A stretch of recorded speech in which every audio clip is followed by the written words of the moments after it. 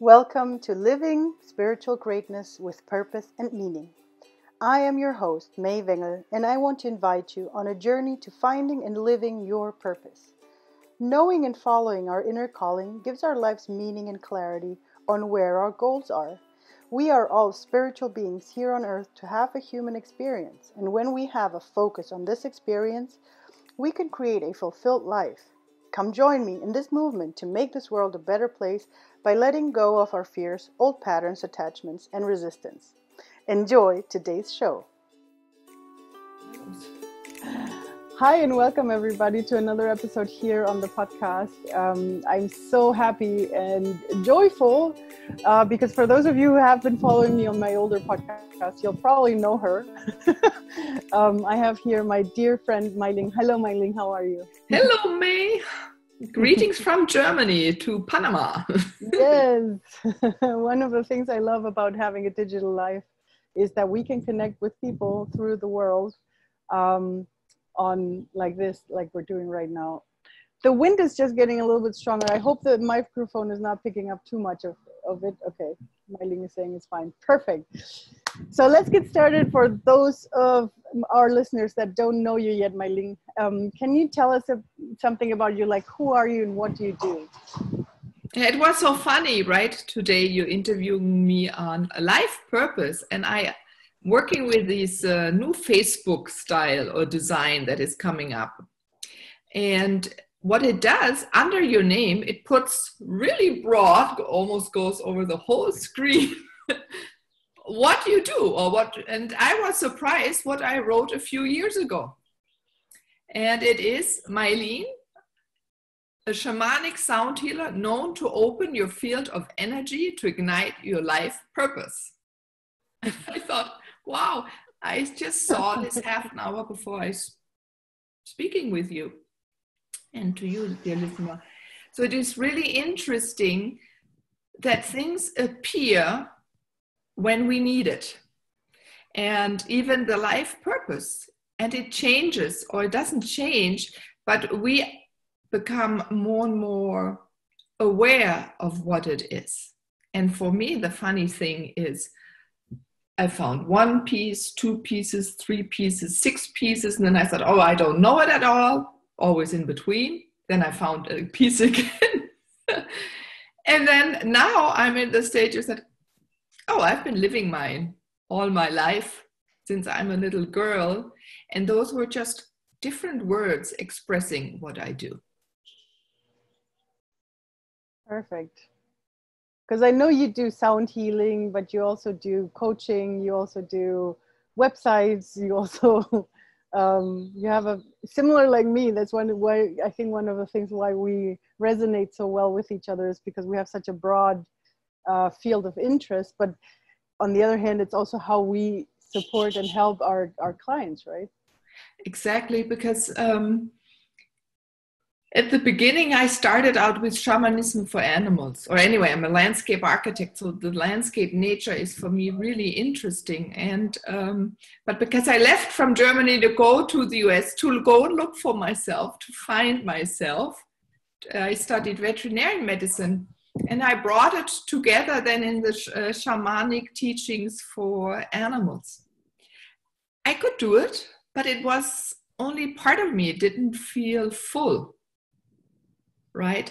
And so then I went on searching, yes, and then I found shamanic work. And then similar to you, May, I found out that I'm a physical channel and that I have mediumship and I'm really quickly connected to many beings that bring information and sounds and relaxation to support you on reconnecting to your source and to your own wisdom, and it enables you somehow. I know that's why I can say the word ignite.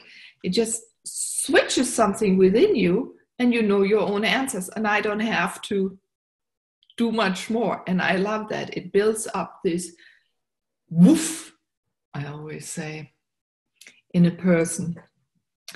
But I never could put words to it. So I thought, oh, I'm not living my purpose. And maybe you have the same same question. You've gone around the circles, yeah? And you've noticed probably that you like to do this, as we said, websites, right? The problem solution, or problem solution is not just in one thing. And even though we're always taught to be an expert on one thing, most of us, we're not experts in one thing. We're human beings. So we have the ability to connect to many things, non-stop, to nature, to the sky, to the earth, to an animal, to other people. We travel out of our body, into our body. Yeah. So we can do so many things. So sometimes I think it's an oxymoron to look for this one purpose that we're told in the internet often. To survive as an entrepreneur, you have to figure that out. And I think that is the one that in a way castrates us or tightens us and takes away our own significance from us. And we stop believing in ourselves. So the more you look outside, the more difficult it becomes. And so, but how do you rein it back in, to bring it back into your body? That's the question, May, right? And that's why I think many of us go and look for all different things and play around a little bit. Yeah, I think it's interesting because I think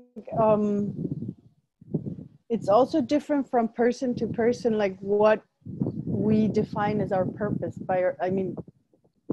not just the definition for us. I mean, everybody has a different purpose somehow, we think, but I think it's not that easy, or it's not that complex at the same time. Yeah. And I think I just got a new episode. I need to explain to you guys what my purpose is. I think I want to do that in one special episode, but not right now. But on how finding purpose actually is a tool on getting where we want to go. It's not, how do I put this? It's not the goal, to find my purpose. I need to find my purpose is not the goal. Yeah, so in a way, what purpose is, life purpose, is understanding myself.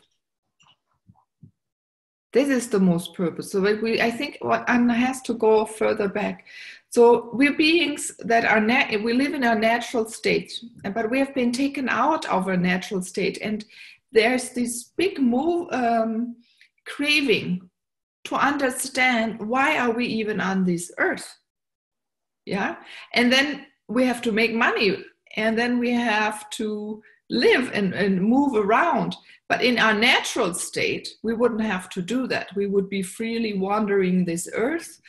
We would be in exchange. There would be no currency, right? And no monetary. And I think we will go back in that direction again, and it'll take time. Whatever is happening right now is in a way already a taste of a change. A change started, and it depends now how creative we all become and sensible to ourselves and how we want to live again. Because in a way we have been pulled away from nature, our lifestyle, our way of living in the last few thousand years, right? We've been hunters once, traveling this world. And if you look at many proteins, now you can look at the proteins, not just the DNA, you can see that we have been traveling the world crisscrossed, that all different cultures were living together. You can find Aborigines living up in Sweden, Norway, in Lapland, right? And the other way around. We were not as separated. That idea of separation came much later, and it's already not our truth. So people now are feeling that it's not their truth. And really why we're looking also for purpose, what is my truth? what do I really know? And what is it that comes uniquely out of me that I have brought to this world as a gift? And often it is very simple. And it is not really the purpose of a profession, but you can develop a profession or a way of life out of your purpose. So for me, it's absolute beauty. That's my purpose. It's simple. Some people have unity or balance, harmony, freedom. It's most of the time one word. And it's a way of being. It's a way of being. And then I thought, that's too simple. But if I look back, I can see, oh my God, no, I always have seen the beauty in the world. When I spoke, when I teach on the radio show, in my coaching, I support people, in helping them see their own beauty. And if they can see their beauty, it's easier for them, for you to see the beauty in another person. And then every other one, we can see it in the world again. And we can see what's behind, and we can let go of so many things. So there will be so much more respect for each other. We can lean into each other. It's much easier to love each other and to be present and to be aware of what is around us and to hear the song and the sound of nature. It's like a choir, so that we can sing the same music again. That's our purpose, to move back into that state. And there we know almost everything all the time, if we're open.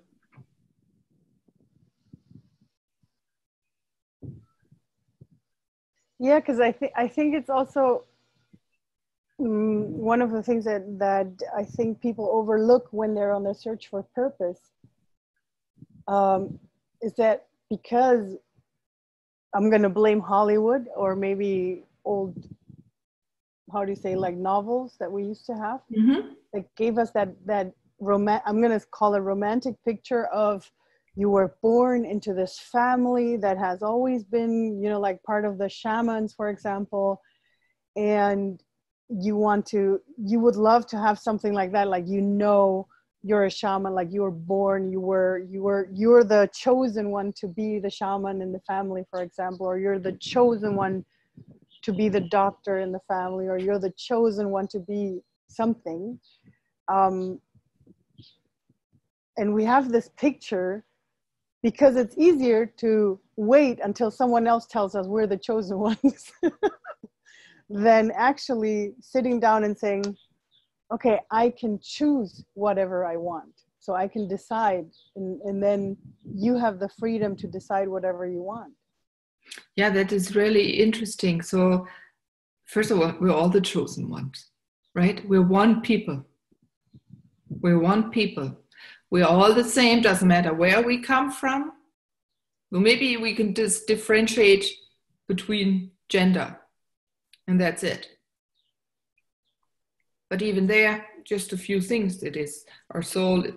We're materialized here to do something, to act on our wisdom. And that goes back, in Europe, we have been pulled apart. We have been separated from our wisdom keepers. We have been destroyed. Our sacred languages have been taken away. So we have lost this information. We don't have unity. And luckily this is starting all over the world. People have such a desire now and are starting to create community and new ways to living together. You can see the new living movements, right? Because there is something when we come and support and hold and embrace each other. So in some cultures still nowadays, they understand, they still live the knowledge, the oneness. So when a child is born, they can look at it, or they know right away what the gifts of this precious being is. of this child that's born. And so in a tribal system, everyone has their function and we support each other. So let's say we two, it's a really interesting one for us, it's very difficult. We would be mediums. The best thing would for us, we would be always transmitting. Yeah, we talk with star nations, we talk with, and we bring this information, we support others in bringing it. But maybe your gift would have been to communicate really well with animals, with birds, really specific, yeah? Or, yeah, many other things. But they have seen that. And in these tribals, we have societies. And one, maybe you can read very well symbols. And in the other one, you work more with totems. So yes, it is then very specific. Or more you're a sorceress. It's really easy for you to go like Dumbledore and Gandalf into the non-material world, create there and bring something back. Or maybe you're very fine-tuned to work with plants or with other humans. So, you know, it is really, and then they train these children, and they also are invited to join a society. Where do we have our societies? We don't have societies. We don't have that support. We're all dumped into school. Yes, and there is in a way a society. It's the society for those are really good that can listen well and write it down, and then what they've listened to translate it onto paper and to give it back. And if you don't fit into that, in his lecture style, and really only 2% of children fit that style, then you're good. All others have the roughest time and create self-doubt because they never found, these children, they never found what they're good at. So if they're visual, I'm visual. I can see details. I never forget something. And I remember my son Tilo, when he was born, 2 years old, we're driving through Munich, and he's telling me suddenly away. He went with my husband. He can tell me where to turn, left, right, straight.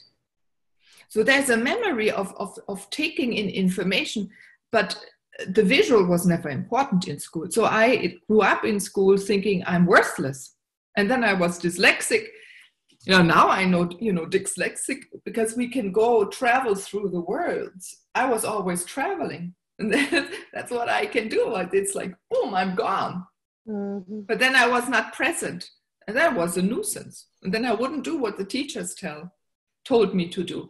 So you see, there's so many of these children. And luckily, it's getting very slowly broader that we accept in our Western culture to really observe. And every parent that is listening, please, a child already with a few months tells you information, what they're good at, what they love to do. Never think they're too young.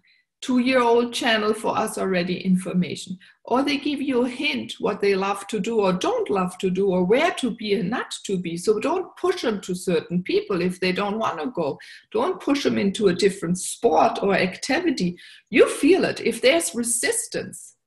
And then also observe if that resistance of this child disappears because they want to please you, or maybe you will get mad if they don't listen, or I don't know, the most awkward things why suddenly a child does do it. But don't pressure a young child to do things. Let them discover for themselves, or where they want to, what school system. They know so much more. Yeah, so take time to observe your child, to ask the right questions. And if they don't like to speak about it, there's some very quiet ones. See what they're doing, or where suddenly the head turns, and what conversations are they listening to when you're speaking with friends, or when do they get lively, when they're more subdued normally.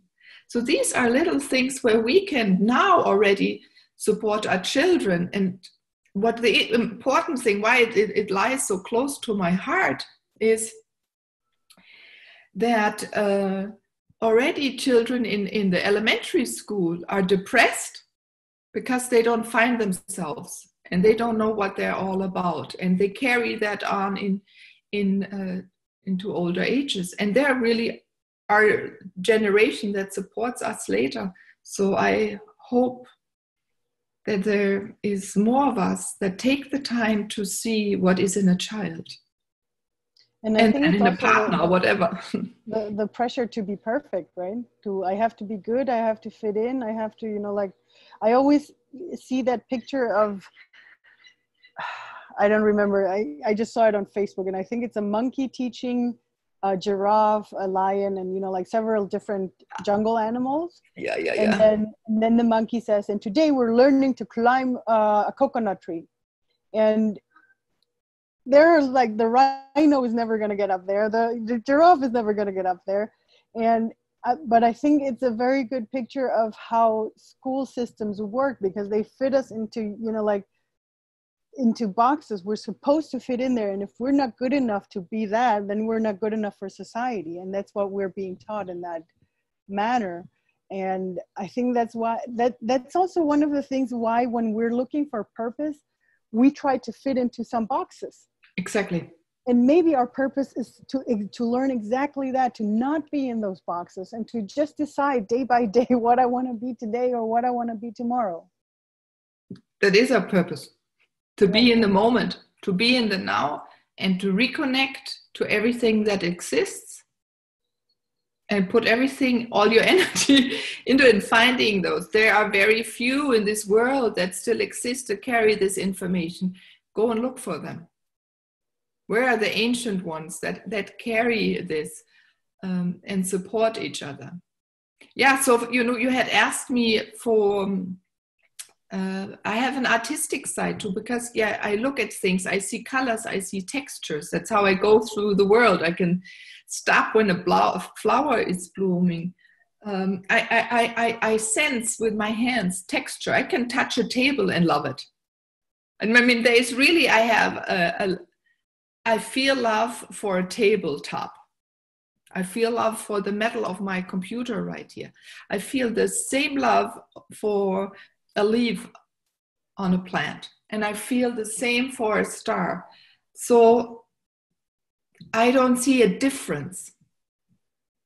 It's all material. And I think when we can get a way of differentiating and of separating, what it's even going away from duality, am I good enough or not good? Who cares? You're doing. That's all that counts. Yeah. So if we go away of, oh, that's not so good, and this is really good to do, leave those things away. Who says what that is? It's judgment. So the more we go away of judging, the better it is. Because we were talking about purpose or principles in the cosmos. There is no judgment. Animals don't judge. Trees don't judge. So often it helps to look at how nature lives. Yeah. Yeah, a lot of acceptance, right?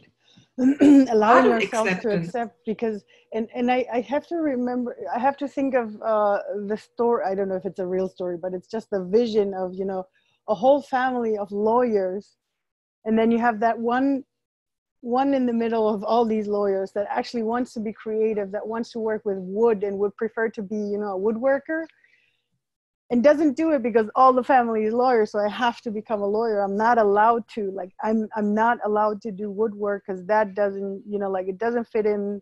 It doesn't, what will people think if I become a woodworker? But it's basically that, going back to, hey, look at this, but all your being wants to be doing that all day long, to just work on wood, but you don't do it because you think you have to please other people. Yeah, you want to be loved. So I've learned one thing. Everybody wants to be loved and feel loved.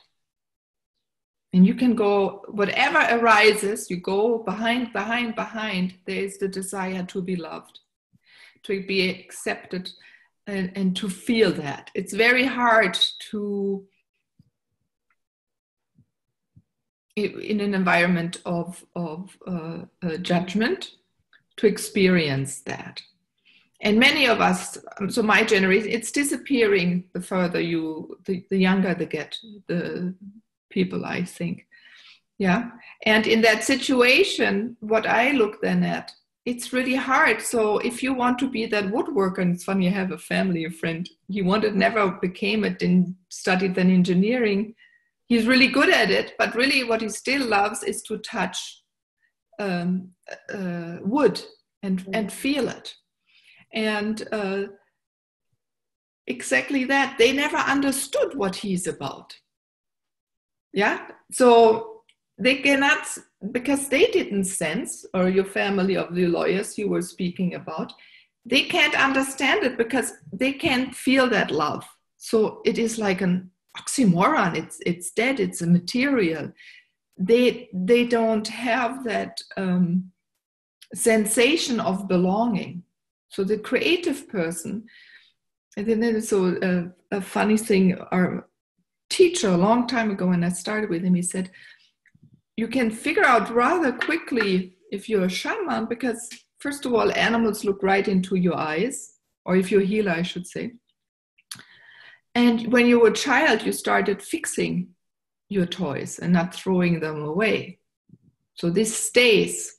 Or when we were speaking before, you don't fit in school and you try, but in work field environment, we do the same again. Everyone speaks a different language and they've tried to find this one language, but really so many don't fit. That's why you then have burnout as well, where you say, no, okay. And it's this judgment of what is worth and not worth. And I would love to take the word worth out of our vocabulary. Because worthless is a horrible word, and worth, so if I'm worthless, that means that I'm, even the opposite, I'm worth. But who says that I'm worth something? I am, I'm existing, that's all. There is no worthless and there is no worth. So this is also something we can take slowly away. So that's my desire, to go back to really being in the moment and feeling our body and feeling the other person's body, and exactly, okay, the other one is maybe an extrovert and I'm not so expressive. That's okay. And yeah, Meilin, I love to do websites too, because it's my own development. I love to work with people that are similar, because when you start with a website, questions arise. We have to start doing things. So I'm looking for the purpose. Start with something. It doesn't come boom like this. It does. You have to do many, many rituals. You come to a certain spot. It is existing. It takes a while. Yeah, but because we have to experience what we know. We cannot just get information. We also have to experience. And we've lost ways to experience. And this is coming back. And everyone, go look for experiences where you get an understanding, a physical, bodily, embodied experience of what your purpose is. And see that it is in things that you love to do, or have always loved to do, or were afraid to do. Look at those things. And what is it what you cannot not do? Yeah, I love you saying that, because I actually like to bring in my own example with this, because I've been changing jobs because I always try to, I think this is going to be it. Oh no, I don't like it anymore. I think this is going to be it. I learned gardening, then I went into travel agency, then I went into a hotel. I ended up in corporate world as a personal assistant. And then in the spiritual world, I did shamanism, I did energy work, and then all the spirits were saying, oh, May, you have to work with your hands. Your hands are the ones that transmit the energy. And I'm like, okay, so I'm going to do massage. And I started doing lomi lomi. Yeah, that's why this is moving. But you're working right there. Exactly. But back then I was like, okay, so I have to do the lomi lomi massage, you know, because that was Hawaiian. I was completely immersed into the Hawaiian philosophy. And so of course that was my next step. And I started doing this. I even opened a practice and started giving lomi lomi massage. But what I realized very fast, and that's what I'm saying, this is like the physical feeling of if it's truly my purpose, to really feel into that, because at that moment it was very real for me. And I was like, okay, this is my purpose. You know, like I can do this. I can use this energy to help people transform, let go, you know, like all the things that you can actually do with a lomi. It's a very spiritual experience. And then I realized that the more I was giving them, the less I was enjoying them. Mm-hmm. And it wasn't any fun anymore, you know? And so I had to stop doing that, because if you start doing something without fun, it's just not going to, especially if it's energy work like that, you just don't want to, you know, like it soaks you dry. It's not going to be good. And the same thing happened to me with guided meditation. Some of you have actually seen guided meditations probably on the YouTube, and here on the podcast we have one bonus that I recorded at the beginning of Corona. And every now and then I will still have the impulse to create one, but I've noticed that I don't like creating the overall meditations anymore. I love guiding someone, immersing them into their own thing, like on a personal one-on-one basis when I'm working with someone alone. But when it is to like, oh, let's record a meditation for this month for the energy, I'm leaving it to other people because I know they can and they love to do it. For me, it just doesn't feel right anymore. And Wonderful. I think that's the thing about, like, that you were just saying, it's about accepting ourselves, accepting what wants to come through us. Because I mean, I was doing it for years before that and it was okay. But now, and this is all happening this year, because I think it's for everybody. We're all going through different changes. And it's about also accepting that, okay, now my system wants to go in a different direction. You know, like I love and enjoy doing these podcast interviews or doing the single podcast that I do by myself. And I still love coaching. That's like when you said the thing that you can't do without, that for me is coaching. Coaching is just when I'm allowed to be there for someone and support them on their path, on their journey of whatever they want to go through. That's like, oh, that's where I forget the time. But like you said, once you realize something, to allow yourself, hey, it's okay. You're allowed to change. It's allowed to, you know, have a process. It's allowed to become something else. And if I wouldn't have practiced it the way I did, I wouldn't have known now that I'm done doing it. Or like with the massage, if I wouldn't have started the whole thing with the practice and having clients over, I wouldn't have known that actually it's just not joyful for me. I love giving lomi lomi massage now to my friends and family every now and then. But if it's something that I have to do on a daily basis, it's just not fun. So it's okay. And I'm allowed to say that, even though it's a gift of mine, I'm allowed to say, hey, yeah, but it doesn't bring me joy. That's superbly put. To go what we feel in the moment. So one important thing why you've tried so many things, right? It is because we're remembering this way how we function. Also our gift. We recognize, oh, this is why this energy moves through my hands, and when I put it on someone, they feel well. Yeah, so you've taken time, and I've done that to understand how the body functions. So, yeah. So we are learning now backwards, in a way, most of us. It is not like when we go to school and then you go to college, university, you know, and you get your degree to do a certain thing that is brand new. It's the opposite around. In a way, we've gone to college to understand now, oh my God, I've been doing this all my life, but I didn't even notice it because it felt so easy to me. I remember there was, as a channel, someone was changing physically right in front, and they had such a hard time, and you can relate to this, May.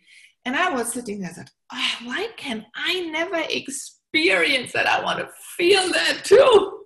You know? And then there was one of the rare moments where my teacher at that time said, yeah, Meilin, you won't feel it because you're doing it the whole time. You're doing it nonstop. And I couldn't believe him in that moment. But then when I went to the Illuminated conference in Hawaii that year, it was what, 2012, I was sitting in front of people who could see it, that within a sentence I'm two different beings. So I live my purpose nonstop. I don't separate it. I don't separate it between getting up in the morning, doing my household as a mother, being Meilin, being a wife, right? So it's, or when I work with a client, it is always me. And the more I am me, and this year anyway, this is really igniting, talking about ignition, the deepest hidden seeds, right? Or we're watering this year now, or this time at the moment, because everyone is going to come out of this time saying, what do I really want? And am I living what I want? And what you want is really your purpose. Yeah, but then minimize it even further. And what is the essence of your purpose, or all the things you love to do? So why do I love touching? Because I feel its beauty, right? It's so beautiful. Why do I love soft fabrics or well-designed things as a designer, landscape architect, right? We're designing. Why do I paint? Because in the painting, the form, it's just a beautiful thing. It invigorates me. Why do I love to plant outside? Because something grows and I'm fascinated how it grows. Why did I love to be a mom? The same, how was my body able to change? I could experience a different kind of change because of that. And then it popped back, after birth. It's magic. And I wanted to understand more what that magic is.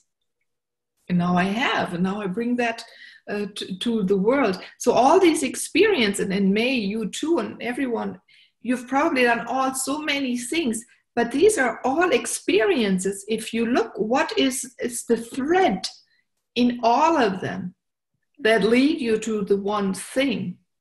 And the one thing, again, is rather simple. It may be just love. And I remember I say just because we were looking at the color and I said, oh, it's red, it's love. I wanted something exciting, but it is nothing. Because why did I want exciting? Because loving, our society has taken away the worth. So let's take away that's judgment, that, love is. Oh, yes.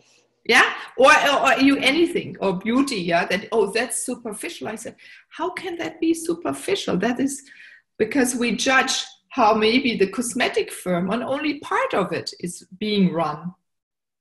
But maybe why was it not a few hundred years ago that we were made to be stiff, don't enjoy our food because of etiquette, that you couldn't smile, that you were not able to breathe?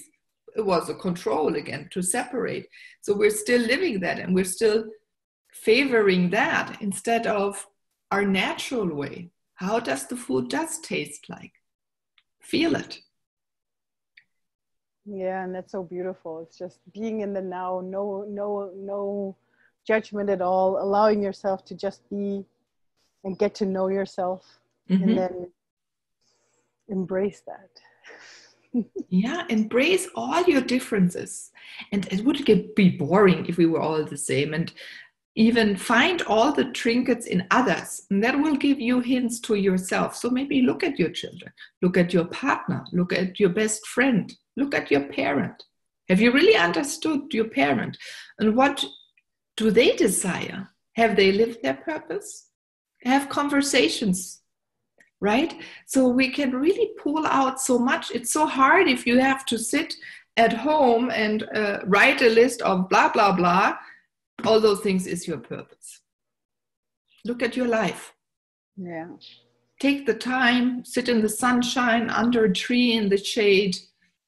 let the environment support you in finding these questions. Be under the shower. I was just telling May that I took a half an hour shower before this conversation, because then I'm grounded, then I'm connected to the water. Everything flows easier. I can think and be more me.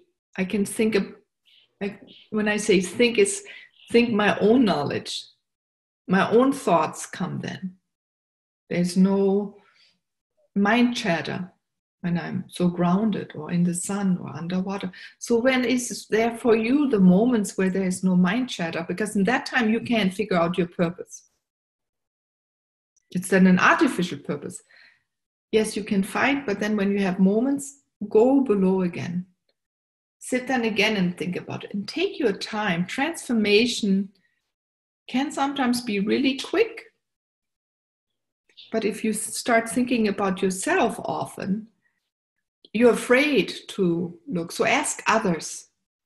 Yeah, maybe you have like a friend like I have May as a friend or others, and ask for support, that they look at you.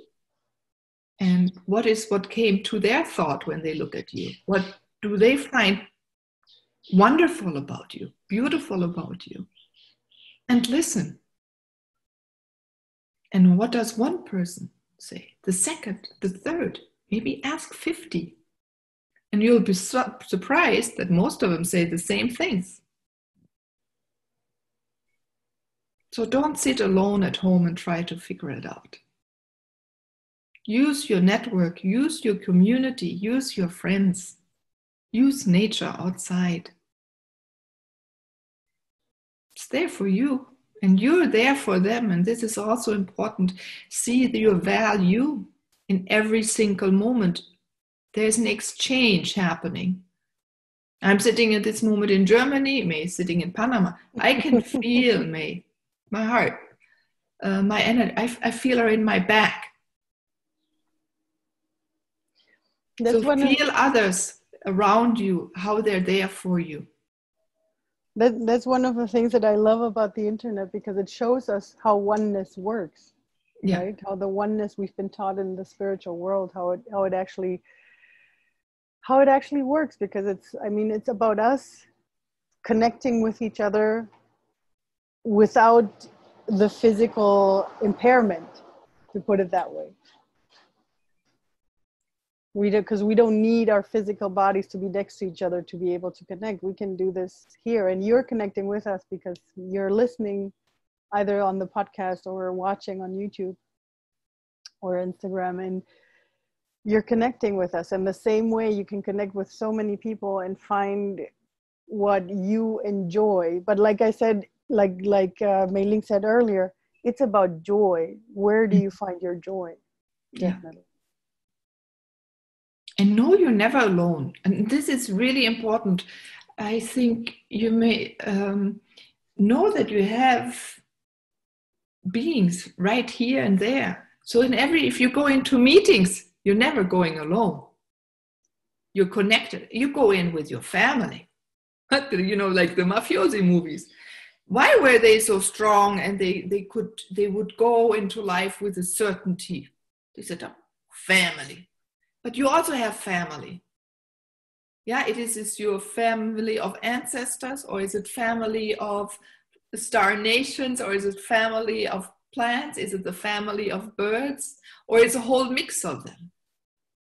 So then when you walk with that knowing that you're not alone and that you're part of a whole and not separated or pulled out,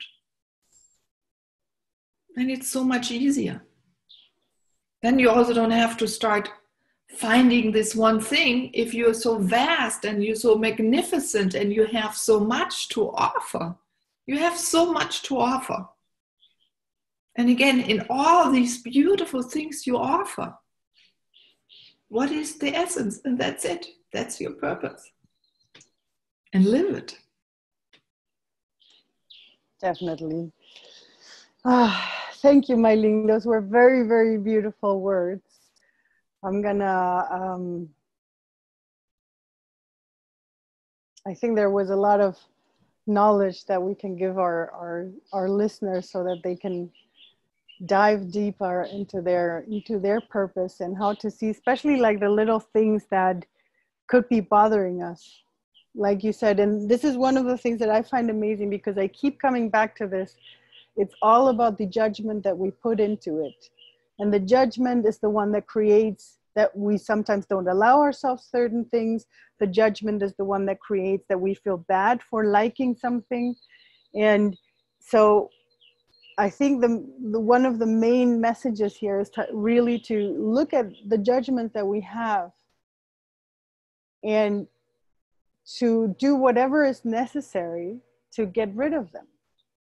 Because also, like Meilin said earlier, the thing is that also when we start taking away the judgment, we're taking it not only away from ourselves, but also from others. So we're able to connect to people that might not have the same values as we have, but because we don't judge them anymore for having a different value, we're able to connect with them and to like them and to, you know, be together and one. I think that's, yeah, that's a very important part. My dear Meilin, for our listeners, for the ones that want to find you, where can they find you? Oh, it's very easy. Facebook is the best for me. Under Meilin Ehlke, or the same website under that name. Instagram, I'm starting to play around. And no, but Facebook is always a good place to connect to me, to speak to me. And I offer so much singing or videos on Facebook if you want to familiarize yourself. Have a podcast like May as well. It's called Moving to Oneness, where I talk about exactly this and bring people in so you're moved and we can move together.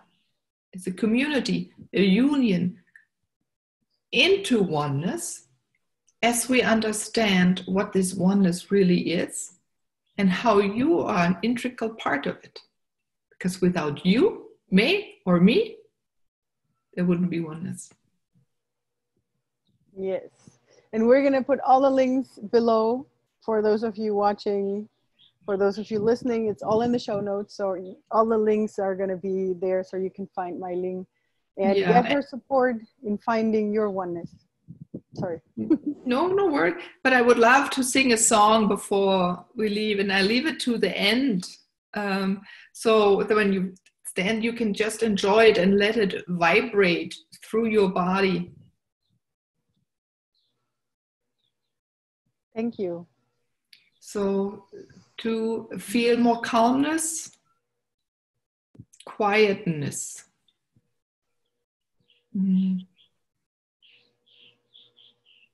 And that you really do know what it is that is coming and how to live your part.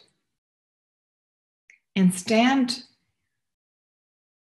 wide and open and expand into your beingness. Really to live your being, to live your purpose, to live your knowledge in every single moment. Others will love you for it, because in that moment you create so much space for others to live it as well.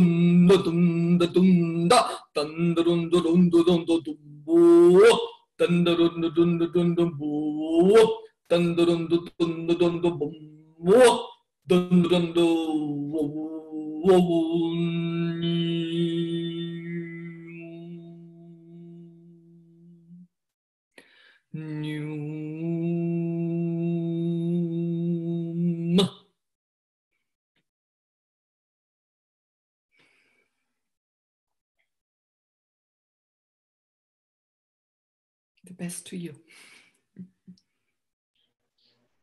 Thank you.